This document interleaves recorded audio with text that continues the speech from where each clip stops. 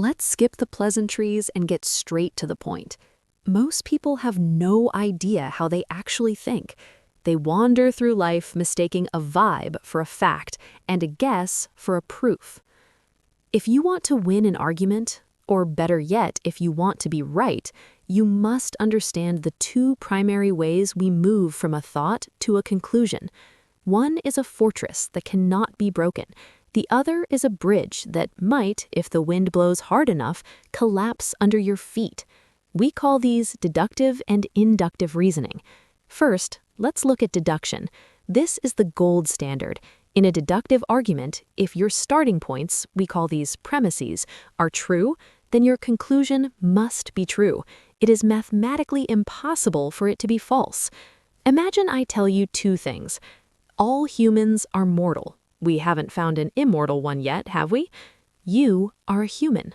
If those two things are true, the conclusion that you will one day shuffle off this mortal coil is not just likely, it is guaranteed.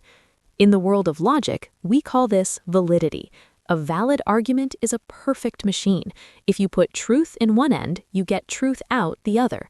It's the logic of Sherlock Holmes and mathematicians. It offers something rare in this chaotic world: certainty. But life isn't always a math equation. Most of the time, we use induction. This is where we take specific observations and try to turn them into a general rule.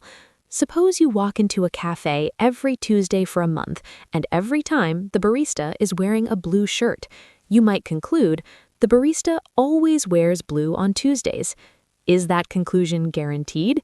No. Next Tuesday, he might wear red just to spite you. Inductive arguments aren't valid or invalid. They are strong or weak. We deal here in probability, not certainty. Science works this way. We observe the sun rising every morning for billions of years and inductively conclude it will rise tomorrow. It's a very strong bet, the strongest we have, but it is still, technically, a leap of faith based on evidence. So why should you care? Because the world is full of people trying to sell you a bridge while calling it a fortress.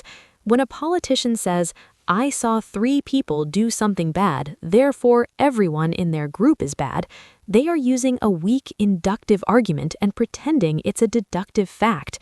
It's a trick, a cheap one. If you want to be a person of substance, you must ask yourself, is this argument guaranteeing me a result, or is it just making a suggestion based on the evidence? Don't be afraid of probability. It's how we navigate the unknown, but never ever mistake a likely story for an absolute truth. Use your mind as a scalpel, not a sledgehammer. Do the thinking yourself. The view is much better from up there. Deduction for certainty, induction for exploration. Master both, and you'll find that most people aren't actually arguing with you, they're just making noise. Good luck. You'll need it.